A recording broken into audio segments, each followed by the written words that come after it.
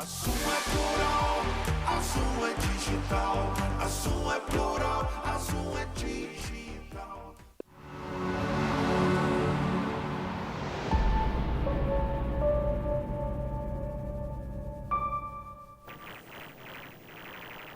Olá, como vai? Tudo bem? Estamos começando mais uma edição do programa Direito em Família, aquele programa onde você manda as perguntas sobre as questões que acontecem com qualquer família, seja guarda compartilhada, divórcio, inventário, vários assuntos. E aí a gente hoje está trazendo as perguntas que vocês mandaram para a gente pelo telefone 992355431. Certo, doutor Jorge? Certo, tudo bem, né? Tudo bom? Tudo bom. Então, Vamos começar a tentar responder. tem um bocado de pergunta hoje, né? Vamos lá. Então vamos começar. A nossa primeira pergunta é a seguinte: estou me mudando de cidade e vou levar meu filho. O pai pode impedir? Pode, né? Pode, né? Pode tentar, É. como a pessoa também pode tentar levar. Eu, particularmente, não acho correto. Veja bem, isso aqui é um programa onde a gente coloca a opinião. Isso não quer dizer que o que a gente diz aqui vai acontecer no processo em si, né? Por que que o pai pode impedir? Porque, em primeiro lugar, se o filho está indo, a gente tem que começar a entender a criança como sujeito de direito, ou seja, como uma pessoa, que ela tem os direitos próprios dela, assim como nós temos, como eu tenho, como Rosa tem, como a senhora que está perguntando tem. O direito dela tem que ser bom para ela, em primeiro lugar. Se é bom para ela, evidentemente, como uma criança, ela tem que ser guardiada por alguém. Pai, mãe, os dois, na guarda compartilhada. Ela tem já aqui uma situação, a criança não diz nem qual é a idade, Não. mas diz a situação, a criança mora aqui, vamos dizer, aqui em Nova Friburgo, ela mora aqui. Qualquer um dos dois, ou o pai e a mãe, que vá para fora e queira levar a criança junto com eles para a moradia, evidentemente tem que demonstrar em juízo, isso é a primeira questão, tem que demonstrar em juízo que a mudança da senhora é boa para a senhora, o juízo não está querendo saber. Ela tá querendo, ele vai querer saber se é boa para a criança. Sim. Se for boa para a criança, vai haver uma decisão favorável à senhora. Mas isso não é um processo que acontece da noite para o dia. Muito difícil ter uma liminar nisso, porque quando você, a juíza, seria, vamos supor, a senhora quer ir, o pai não concorda, não assina para ir, ou mesmo que não assinasse, desce o aval, não, pode ir, tudo tranquilo.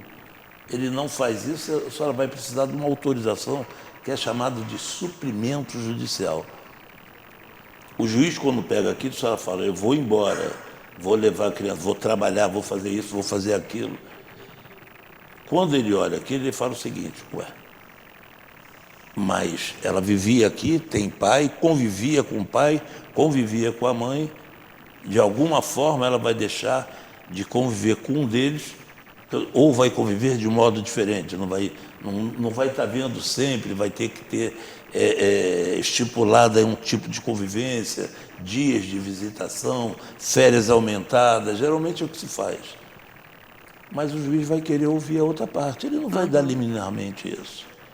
Até porque não está se pedindo para sair como uma rota de fuga, ou seja, eu estou indo embora com meu filho ou minha filha porque eu estou sendo ameaçada, estou sendo maltratada, consequentemente a criança também está sendo. Não é essa história. Então a senhora tem que estar preparada para um processo que forçosamente vai colocar a ETIC, né, que são os psicólogos, assistentes sociais, para entrevistar pai, mãe, a criança de forma lúdica, para que se venha a tomar uma posição. Isso é um processo que pode se arrastar aí por um ano. Ou até mais, depende. Depende das questões que vão sendo colocadas no processo durante o próprio processo. Então, ele pode impedir. Eu diria que, até de certa maneira, facilmente, impedir da senhora levar de forma liminar, ou seja, o juiz autorizar sem ouvir a ele. A partir do momento que o juiz vai ter que ouvir a outra parte, se torna um processo mais dificultoso, porque vai ter que expor os motivos, certamente ele vai expor o dele porque ele não quer que leve, né? Então ele pode impedir sim. Na verdade, não é ele que vai impedir, é a justiça que vai impedir. É isso. Doutor Jorge, a pergunta não esclarece detalhes, né? Mas, na realidade, é o tipo da pergunta que a gente tem sempre que lembrar a pessoa assim, antes que haja o problema que o pai impeça, se a mãe ou o pai, não importa a situação, vai mudar de cidade, tem a guarda do filho, quer levar o filho, considerar que existe a possibilidade do impedimento. Então, primeiro sentar, tentar conversar. Se não tiver essa possibilidade de chegar num acordo e formalizar esse acordo na justiça, requerer a justiça com antecedência para poder ter a autorização seria um caminho mais interessante? Seria o caminho correto, né? Mas às vezes aparece, eu sei porque eu já lidei com alguns casos desses, isso aparece de repente, às vezes uma oferta de emprego vantajosa para quem quer sair, no caso aí, seria a mãe, que se não for, vai perder essa oportunidade. Aí fica imprensado, o que eu faço? Né? Existem maneiras, existem situações que a pessoa bota debaixo do braço e leva. Vai na marra. Aí o outro cônjuge entra com uma busca e apreensão. Se o juiz determinar a busca e apreensão, olha a situação de você buscar e apreender uma criança. O trauma que isso vai gerar, né? Poxa, você imagina a cena da criança chorando porque não quer deixar a mãe, ou então porque gostaria mesmo de ir com o pai, a gente não sabe. Né? Então, tem pessoas que arriscam e fazem isso. Eu acho isso, inclusive o profissional que orienta, se existe profissional que orienta isso, é uma coisa muito temerosa, eu acho completamente antiética. Eu acho que o processo é esse que você está falando. Agora, o quanto mais rápido possível, sim. É legal saber por antecedência uma mudança de vida da pessoa, mas às vezes não é possível, é rápido. Muitas das vezes a pessoa tem que ir, deixou o filho, no caso aí com um pai que não está concordando em ir, e continua o processo até mostrar os motivos reais que o filho estaria, ou a filha estaria melhor com ela, com a senhora no caso. Né? E que, levando-se em conta que tem que ter uma compensação, que não é para o pai só a compensação, é para a criança. Né? A gente não divide as férias, não divide os feriados. Eu tenho um caso que é no sul do país, e o pai ficou aqui, concordou, só que ele tem todas as férias e tem todos os feriados possíveis. Ninguém vai poder ir ao sul do país visitar ou apanhar o filho o tempo todo, né? Provavelmente feriados prolongados.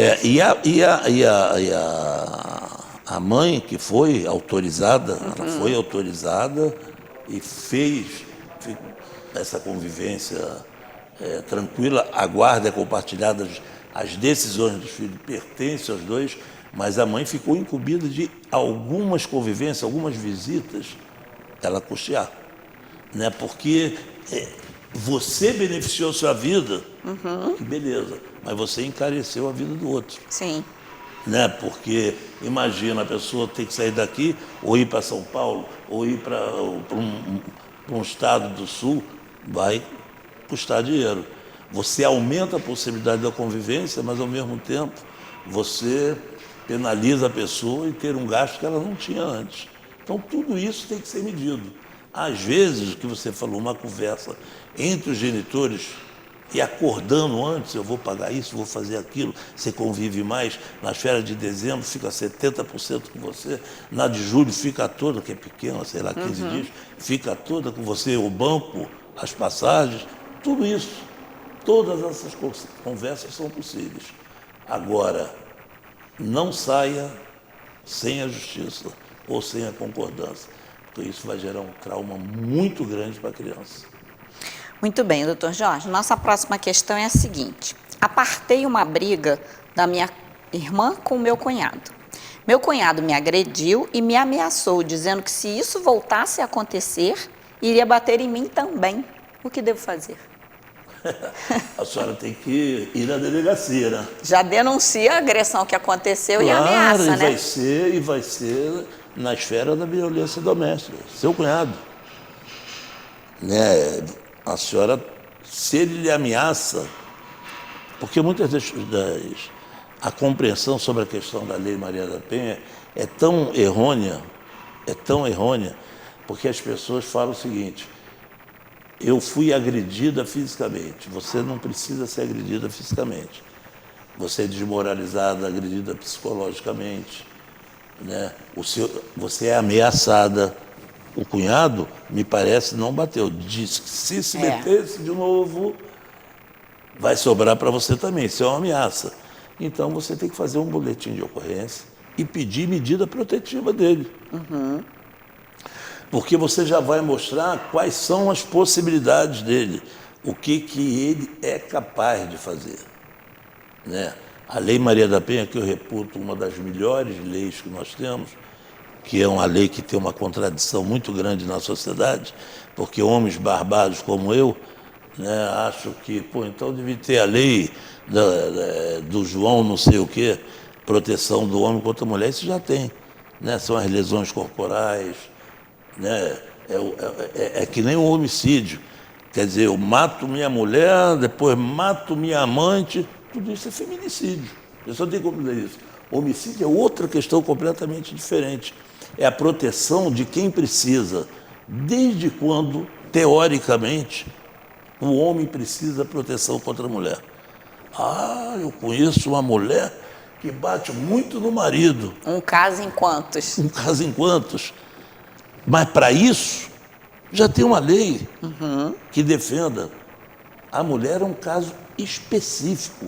Então é necessário, para que a lei funcione cada vez mais, que a mulher aceite isso. Entenda que ela tem que ser protegida de modo particular. Porque ela é a real ofendida. Ela passou esse tempo todo, a vida inteira, muitas vezes, por vários motivos, que não denunciou, cada um não denuncia porque tem vergonha da sociedade, porque tem os filhos, porque tem a família dele, tem a família dela, a vergonha que todos saibam como aquilo se dá, né? Então, eu acho que quando acontece uma coisa, eu aconselho a todo mundo, a mulher, aconteceu, faz imediatamente. Se houver uma negociação futura e tudo melhorar, isso é outro problema. Mas tem que fazer imediatamente, porque senão a gente vai... E muito me entristece. Eu posso dizer até claramente o seguinte: eu tenho até nojo do homem que acha que isso tem que ter um tratamento diferente do que tem na Lei Maria da Penha. Né? Porque é uma covardia tão grande, proporcionalmente, fisicamente, moralmente, socialmente, porque, infelizmente, o homem ainda tem uma preponderância financeira em relação à mulher. Entendeu? Então, a Lei Maria da Penha é uma lei para ser respeitada, é uma das melhores leis que nós temos. No mundo, é um dos países que melhor sabem atuar para defender a mulher agredida. Só que precisamos que a mulher agredida responda imediatamente. E no caso, a senhora, sendo cunhada, é uma violência doméstica, tem que ir imediatamente. Se a sua irmã não foi, Conversa com ela para ele, mas foi independente da sua irmã, você vai, porque vai ser um exemplo, inclusive, para a sua irmã, que você pode ser amparada pela lei. Muito bem, doutor Jorge. Próxima questão é a seguinte: o pai dos meus filhos não paga a pensão em dia e nem o valor correto. Isso vem acontecendo há uns 2 anos. Posso processá-lo? Pode. Só pode fazer 2 tipos de execução. Vou tentar explicar, senão. Vamos tentar falar de uma maneira mais popular possível. Quando a gente vai, compra em alguma loja, em algum lugar, e fica devendo, não consegue pagar as prestações, existe uma execução da loja contra a gente. Nós estamos executados, nós vamos ter que pagar, e se não tivermos como pagar, o objeto que causou a dívida ou a coisa que causou a dívida vai voltar, ou se não voltar, vai penhorar alguma coisa, penhora online, bloquear a conta, vai fazer isso tudo. Isso é a dívida completa. 2 anos que ele atrasa, então ele acumulou uma dívida aí de R$1.000. Então isso é uma execução que a senhora pode fazer para que ele lhe pague esses R$1.000 com as correções devidas desde o momento que não pagou. Tudo isso é feito certinho. Isso é uma execução. E que ela corre paralelo a uma execução que autoriza a prisão. O que é a execução que autoriza a prisão? São os últimos 3 meses. Ah, mas os últimos 3 meses, mas ele é para pagar R$1.000, ele, pelo menos 800 ele paga. É para pagar o correto. Os 200 que faltam motivam a execução.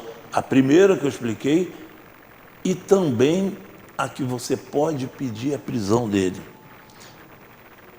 No caso aí, é o homem que está devendo. Então, a senhora tem que entrar com esses 2 tipos. O que a senhora tem que fazer? A senhora primeiro conhece um contador, um matemático, que faça lá as contas, coloque os juros, as correções tranquilas, bonitinho para a senhora, e a senhora vai procurar a Defensoria Pública, um advogado que faça isso e que entre com essas 2 ações. Uma corre mais rápido, qual é? É aquela necessidade imediata, é a que autoriza a prisão. Essa corre mais rápido. O juiz vai ver esses motivos, vai mandar para ele, para que ele pague esse débito em 72 horas ou justifique porque que não pode fazer. Geralmente as justificativas não são compradas nem pelo Ministério Público, nem pelo juiz. Né? Porque muitas justificativas é o seguinte, ó, não estou trabalhando, não estou fazendo, mas está vivo, está comendo. E o filho? Né? O filho não pode nem bico fazer, então, né, volta para o juiz. Quando eu estou falando assim, gente, eu estou falando como se isso ocorresse nessa rapidez, mesmo sendo uma execução que requer uma rapidez, né? Mas não é essa rapidez, nada na justiça é rápido. Nada na justiça, nem atravessar a rua do fórum é rápido. Bota isso na cabeça. Qualquer fórum, geralmente tem muito carro passando, porque tudo complica. Por isso que tudo seria bom você fazer. Hoje tem muitas coisas que a gente faz em cartório, muitas coisas que a gente faz acordo e referendo, seja divórcio, seja separação, questão de união estável, mas muita coisa que se faz para a gente deixar as coisas que não tem mais jeito mesmo para a justiça. Mas uma execução dessa não tem jeito. Não tem jeito. Então, entre com as 2, faça o que está devendo nos 2 anos, faz uma execução e nos últimos 3 meses, outra. É necessário fazer porque a partir do momento que aqueles que são executados são ameaçados e realmente vão presos, parece que muda a relação, né, a compreensão do que é pagar os alimentos. Muitos, não digo não, mas são minoria, viu? Vão presos e de outras vezes vão de novo e de outras vezes vão de novo. Então a gente tem que, mas não pode deixar de fazer. Acumulou 2 anos. A senhora não é credora dele. O credor é seu filho. Ele está devendo a seu filho. Certamente está faltando o necessário para o seu filho. Muito bem, doutor Jorge, a gente vai encerrar o primeiro bloco do programa agora e a gente volta daqui a pouquinho com mais perguntas e respostas para você no programa Direito em Família. Até já.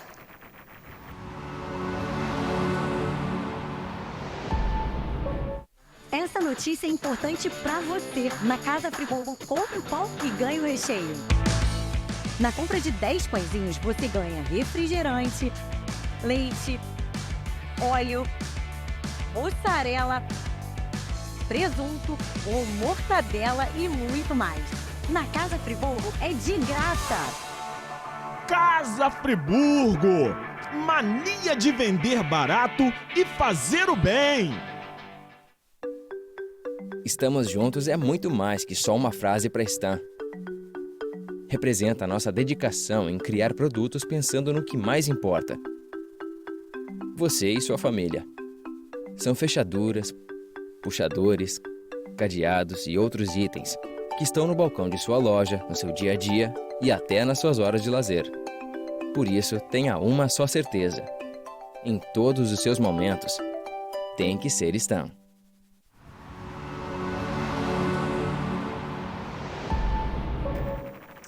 Voltamos com o segundo bloco do programa Direito em Família, continuando a responder as perguntas que vocês mandaram para a gente pelo telefone, 99235-5431.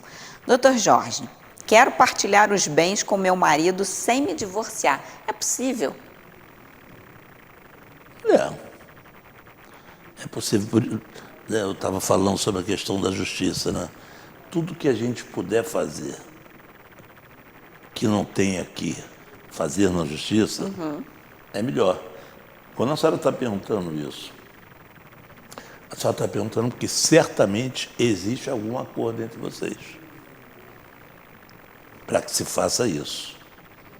Muitas das vezes é um casal que está se separando ou pensando em se separar e às vezes não quer dar o passo definitivo de cortar o vínculo, no caso do divórcio.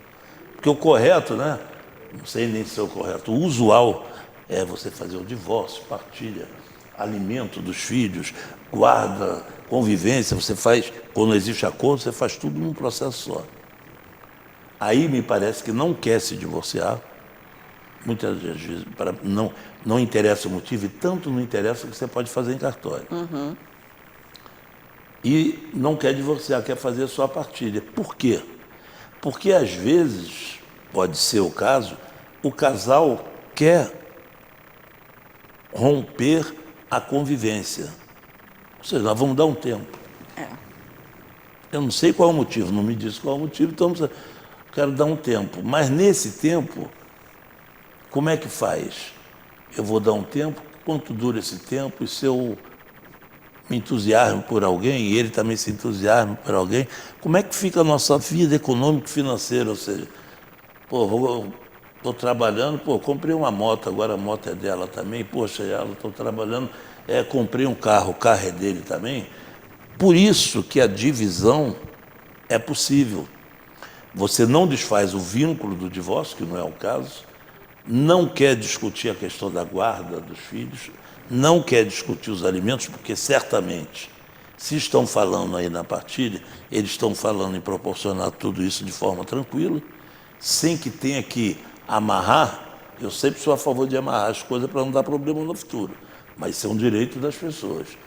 Pode-se fazer uma partilha que proteja, que comprove que naquele momento se faz uma escritura pública num cartório, naquele momento você faz uma ruptura da convivência, ou seja, uma separação de fato. Eu vou para uma casa, a pessoa vai para outra e vai viver sua vida. Aí a pessoa fala assim, aí é mole, né? Fica tranquilo isso. Eu não estou dizendo que o motivo não seja isso, pode ser o motivo mais grave e o que os dois chegaram e falaram o seguinte, não, vamos brigar. É isso que você quer? É isso que você quer? Vamos dividir tudo? Não vou tratar de divórcio agora, nem guarda de filho. Pode ter vários motivos. O que importa é que legalmente a gente pode fazer isso. né? Seria mais ou menos uma espécie, não é o divórcio impositivo, não é a partilha impositiva, mas é você declara seus bens, ó, nós temos isso, e a partir de agora nós não estamos mais juntos, nós estamos numa separação de fato e queremos cessar o período de comunicação. O que é cessar o período de comunicação dos bens? É você, a partir do momento que vocês façam essa partilha, vocês, na prática, estão dizendo que aquele regime de bens de comunicação não vai ter mais. Se um dia vocês voltarem e quiserem retornar isso, ó, o telefone tocando, se vocês quiserem retornar a isso, pode, mas é perfeitamente possível vocês fazerem essa partilha. Muito bem. Como é possível você fazer acordos até de convivência, acordos de guarda, aquele negócio, até fazer divórcio hoje, com o menor, se for consenso, em cartório é possível. Então, as coisas vão mudando, eu acho que para ajudar, né? Para ajudar, porque, mais uma vez eu digo, vamos sair um pouco do judiciário, né? Tem muito colega que fala o seguinte, poxa, um advogado, mas quem disse que eu tenho que advogar no judiciário? Eu tenho que advogar no meu escritório. Você tem que advogar no seu escritório. Nós temos que resolver as coisas sem ir aos lugares, mas é assim que faz. Todo mundo quer ter uma comunicação, agora vai no celular e faz tudo. Então, tem que se modernizar, porque senão a profissão de advogado vai se tornar nada no futuro, né? Você vai numa banquinha de jornal, compra o papel lá, assina e se divorcia e acabou o assunto, né? Nem precisa ser na banquinha, né? Então, tem maneiras de se modernizar e garantir legalmente as coisas. Pode fazer. Doutor Jorge, fui convocado por uma tal de ETIC para falar do meu filho, com quem vai ficar, etc. O menino mora comigo e o pai insiste na guarda compartilhada. Doutor, sou obrigada a ir? Qual a importância disso? A gente já falou algumas vezes aqui na ETIC. Na ETIC Até no primeiro bloco o senhor mencionou, né? Se chama Equipe Técnica do Fórum. O que é a equipe técnica do Fórum?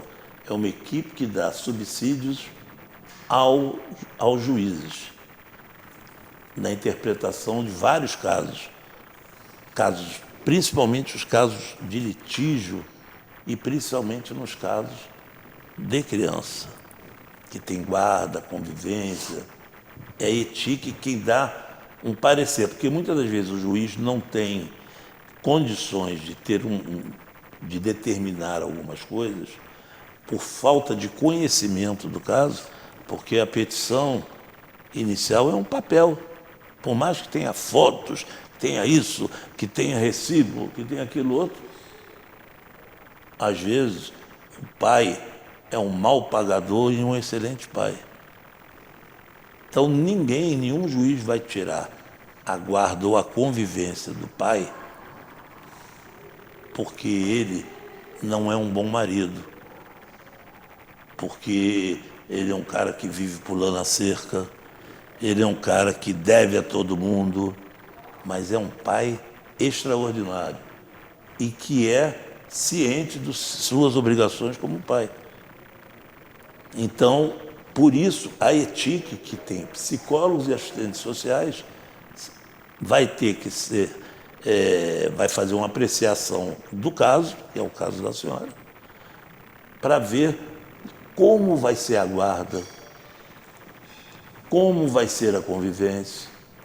Certamente a senhora propôs alguma coisa, ele propôs outra. Então, a ETIC, ela vai dar um parecer, ela não vai determinar. Ela vai dizer para o juiz o seguinte, olha, pelo que nós escolhemos nesses depoimentos, ela pode ter o depoimento do pai, da mãe, pode chamar a avó, um vizinho que conhece, ela tem todo o direito, está livre de fazer isso. Então ela vai ter uma avaliação e vai fornecer para o juiz, vai falar, olha, isso é assim, é assado, nós achamos isso, dessa maneira. Vai chegar o juiz, ele vai decidir. A senhora fala que a senhora é contra a guarda compartilhada. Nos dias de hoje, É desperdício de energia, né? É, porque a guarda não é compartilhada se houver algum problema.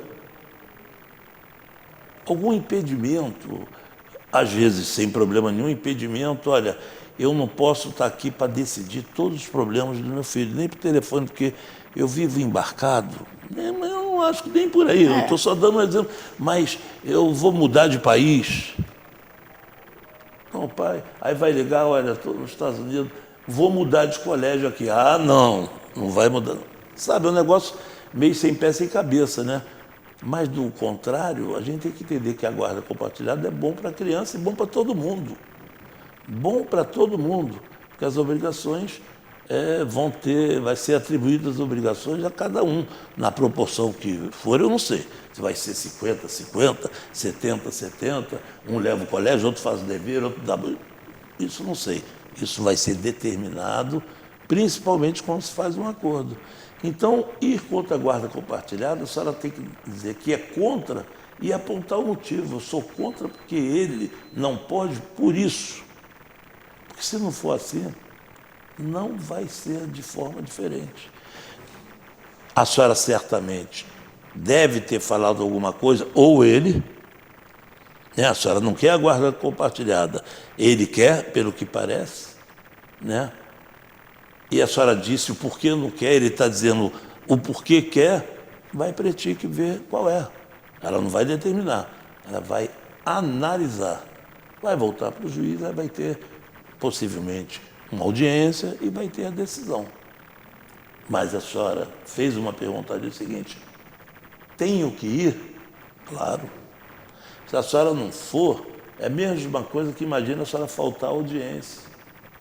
Primeiro que isso, tem lá um artigo, não sei, que é desrespeito à justiça. É de respeitar uma determinação, uma ordem judicial. Isso não se pode fazer. Por mais que digam que não vai fazer, né? Mas geralmente se cumpre, né? Só a gente... Então não pode. Por mais que divirja. Você pode entrar com recurso contra a ordem judicial. Mas se não conseguir remover essa ordem judicial, você vai ter que cumprir.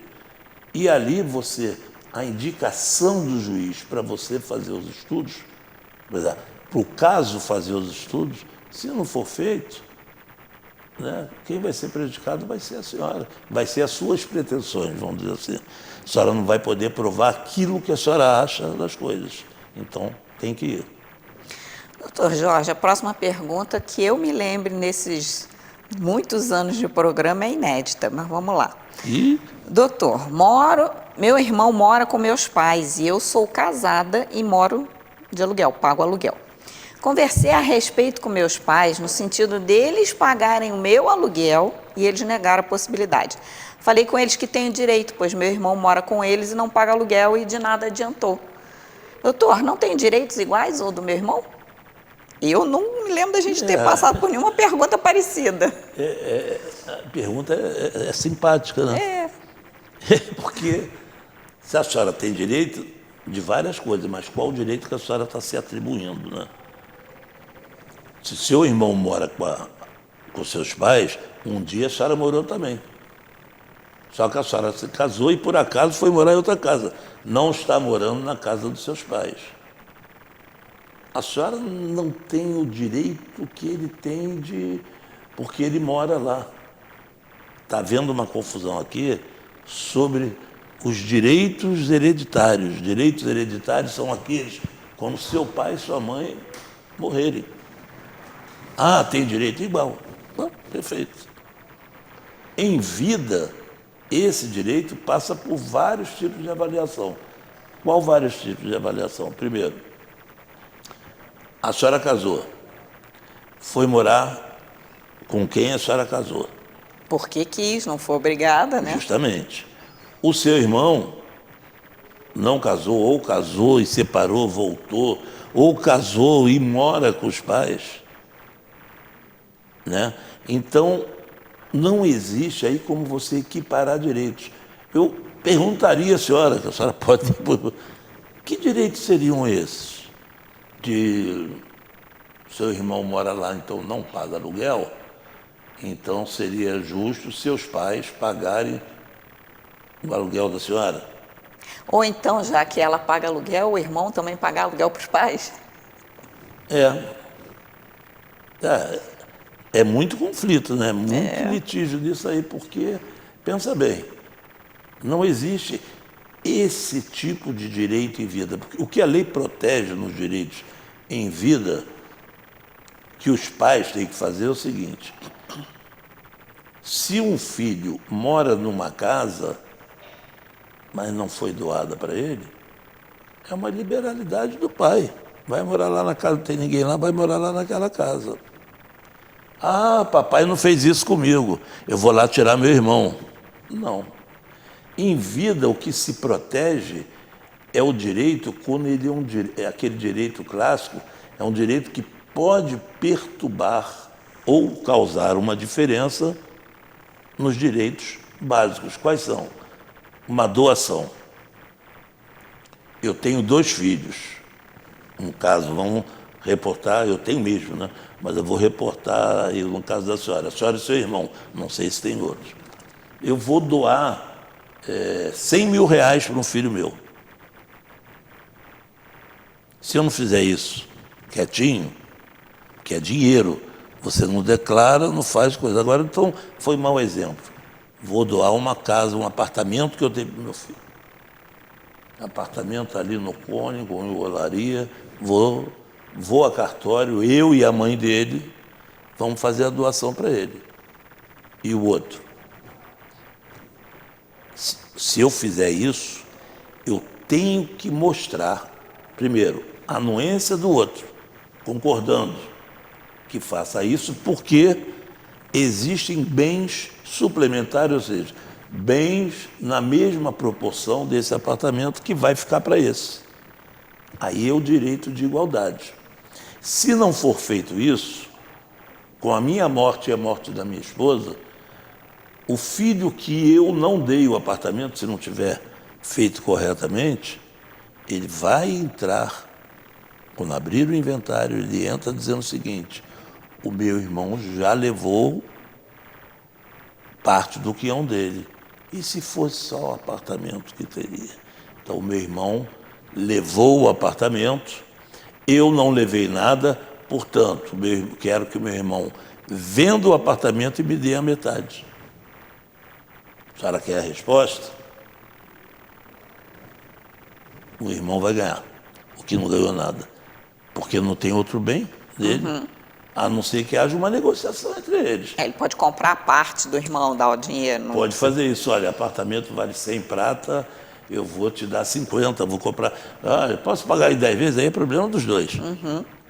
Né? Mas está garantindo o direito, porque a doação em vida nada mais é que, supostamente, a antecipação do que a gente chama da legítima, né? Que é a herança. Quando você antecipa em vida, você está dizendo que tem. Quando você não antecipa nada em vida, você não precisa deixar nada. Você pode vender tudo e viajar, fazer o que quiser, porque os bens é dos seus pais. São meus, eu posso fazer o que eu quiser. A partir do momento que eu faça, eu tenho que fazer igual para quem é meu herdeiro. Esse é o caso. Que não é o caso, pela sua pergunta, aparentemente não é. A senhora diz que mora de aluguel, o seu irmão mora com seus pais. É o que a Rosa falou. A senhora está possivelmente reivindicando. Ou que seu irmão vá embora da casa dos seus pais e pague aluguel, ou que seus pais paguem um aluguel da senhora, porque o seu irmão mora lá. Não vai conseguir. Não é um direito isso. Não é um direito que a casa não é dele. Ele está morando lá, o pai e a mãe deixou, sem problema nenhum. Muito bem, doutor Jorge, a gente vai encerrar esse bloco e voltamos daqui a pouco com o terceiro e último bloco do programa O Direito em Família. Até já.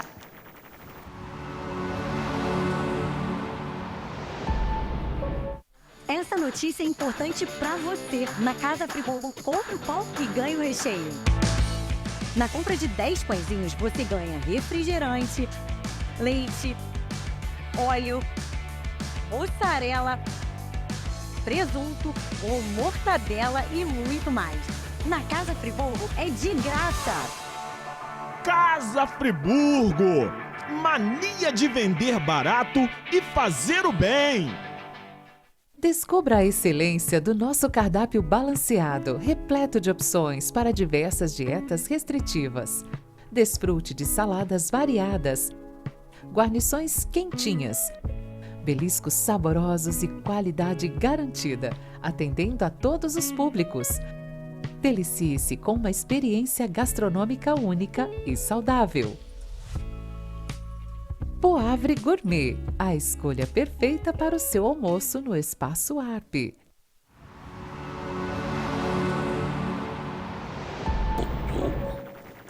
Olá, voltamos com o terceiro e último bloco do programa Direito em Família, respondendo aquelas perguntas que vocês mandaram pelo telefone 99235-5431. Doutor Jorge, vamos falar mais um pouquinho sobre guarda compartilhada.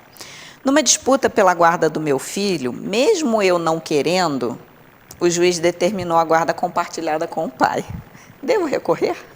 Simples e objetivo. Olha, o direito de recurso Todo mundo tem, né? é um direito universal, né? Você pode recorrer porque você acha injusta a decisão para você.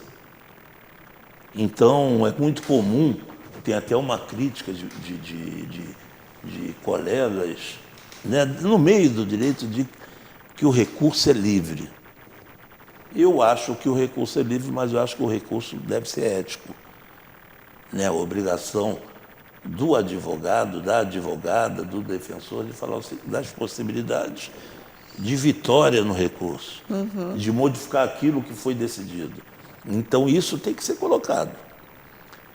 Se o juiz determinou a guarda compartilhada, certamente é porque preencheu os requisitos da guarda compartilhada. E se preencheu os requisitos da guarda compartilhada, a senhora vai recorrer e vai para o Tribunal de Justiça, que são 3 desembargadores que vão analisar o caso. 90% da resposta é o seguinte: poxa, se o juiz de primeiro grau, o juiz de piso, que a gente chama, juiz de primeira instância, se ele analisou, se lá teve estudo social, se lá teve as testemunhas, se lá teve tudo, decidiu por isso, eu que vou decidir apenas pelo que está escrito, sem ter contato nenhum com as partes, sem ter acesso às testemunhas, apenas ler ou ouvir o que elas falaram. Vou modificar? Não vai. Principalmente, não sou contra o recurso, não. Faço o recurso todo dia. O problema não é esse. O problema é o recurso de quê? Do quê? Se é justo fazer, se não é justo fazer, se tem possibilidade de fazer. Porque uma coisa é nós acharmos, o senhor é advogado, o senhor tem que fazer tudo. Eu não tenho que fazer tudo. Não, o advogado tem que fazer o possível e o correto. Num caso de guarda compartilhada definida em primeira instância, só se tiver um dado novo, muito grandioso, uma prova muito concreta, que tenha possibilidade de modificar drasticamente aquilo que foi decidido, que vale a pena esse recurso. Para fazer o recurso, para dizer as mesmas coisas que foram ditas durante o período de processo, não vale a pena. Mas se a senhora tem um fato novo, né, a sentença apareceu, só tem um fato novo, que motive a possibilidade de mudança, a senhora faça o recurso.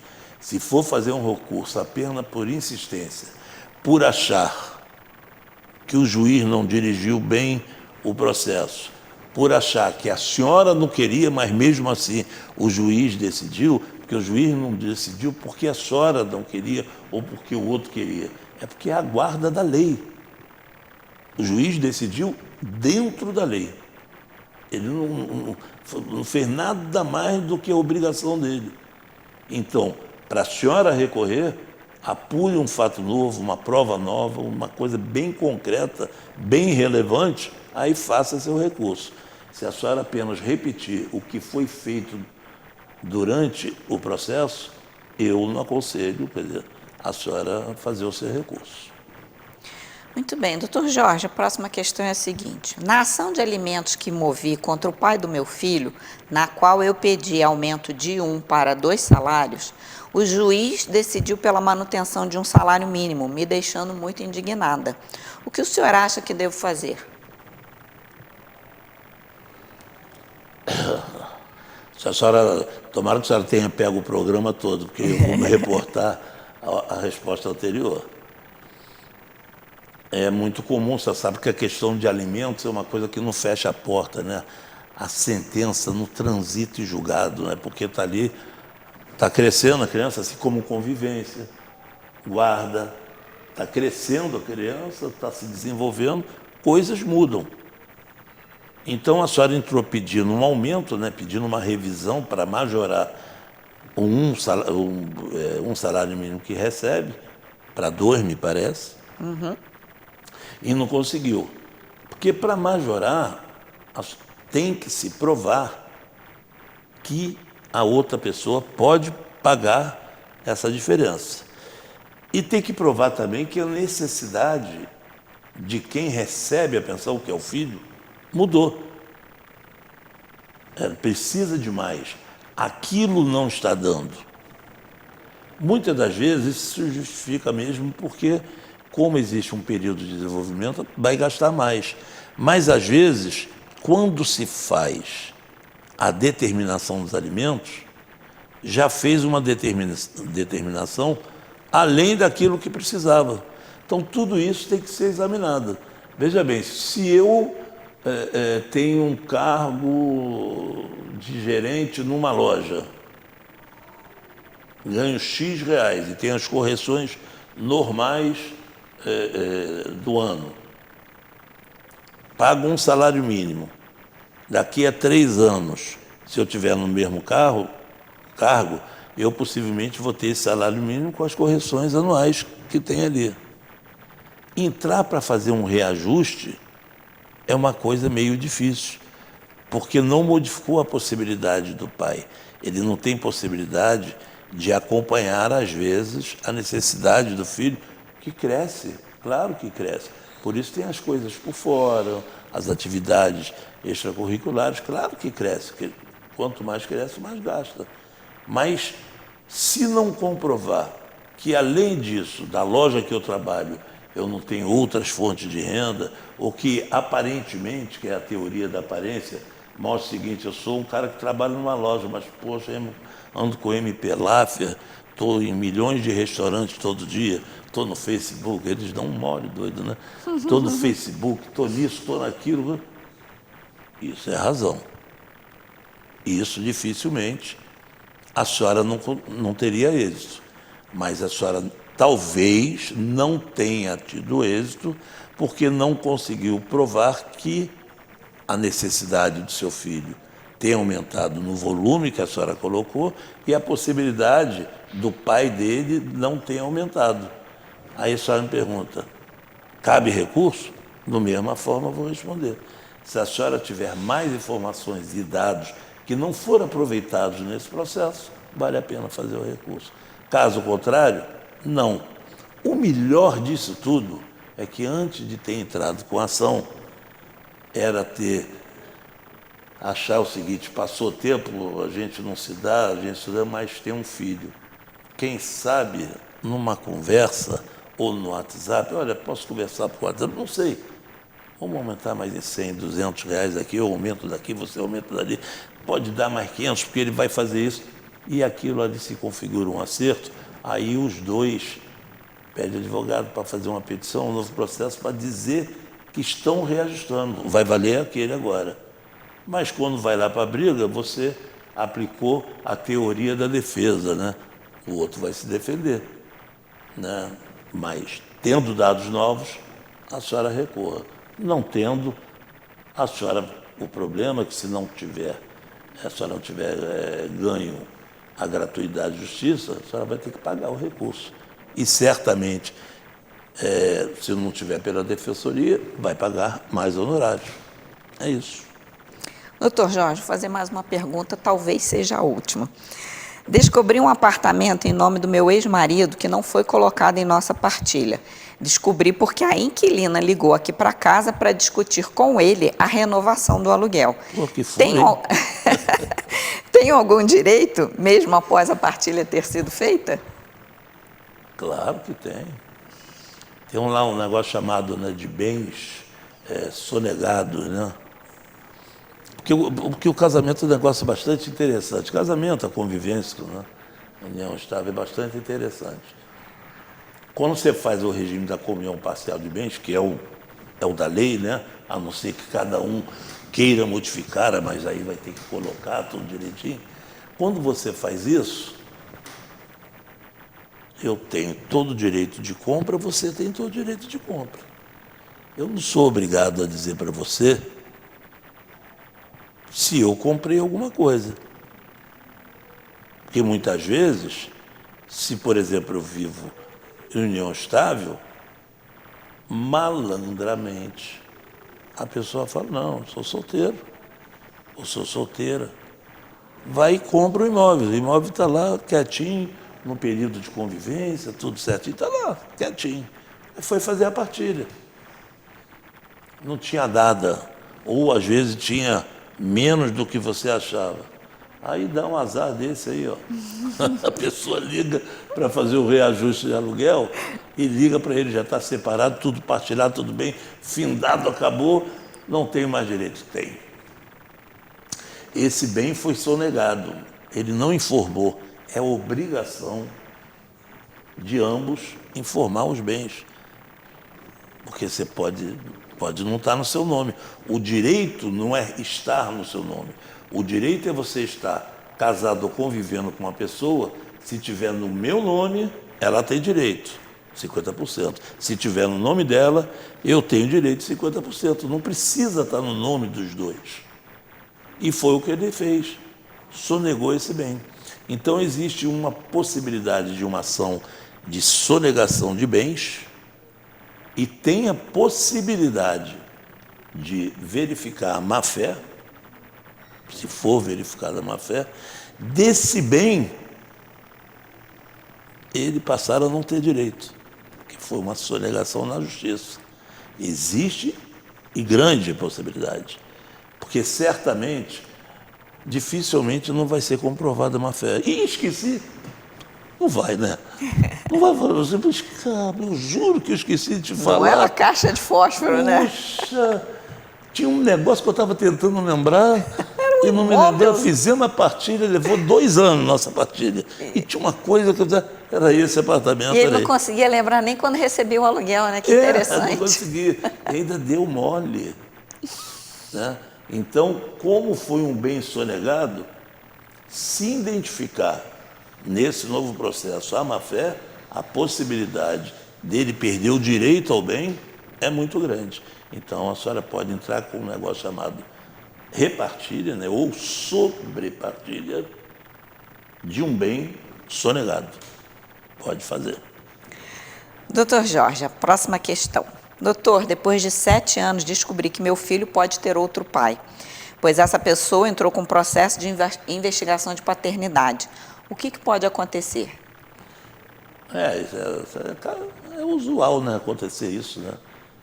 Hoje mais do que há tempos atrás.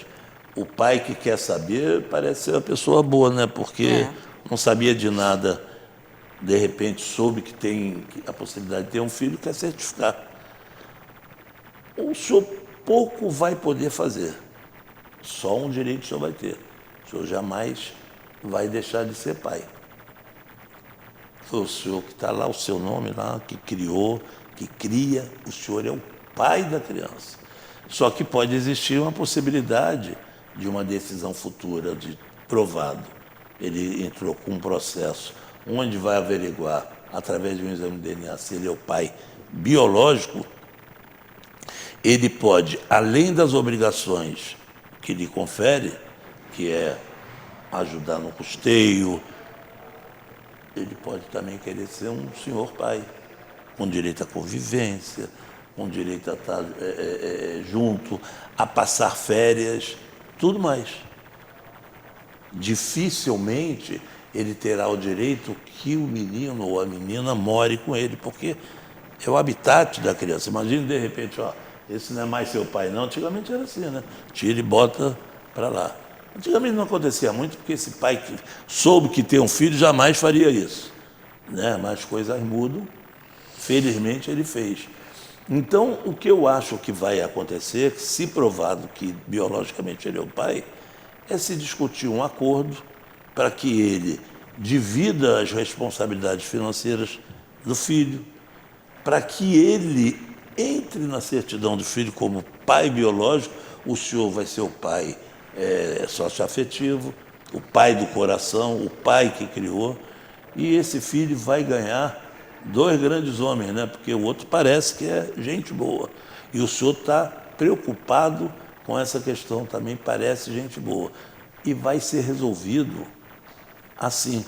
Não adianta, configurado que no exame deu a positividade, que ele é o pai, qual vai ser a solução? Eu, mesmo assim, eu não quero que seja, não quero que ele apareça aqui. Isso não vai dar certo. Isso vai ser uma questão que vai ser levado em conta. A criança vai viver uma nova vida, o senhor vai viver uma nova vida, né? Ou o outro pai vai viver uma nova vida. E muitas das vezes existe uma comunhão tão grande que passam a se dar bem. Passam a se dar bem, né? Porque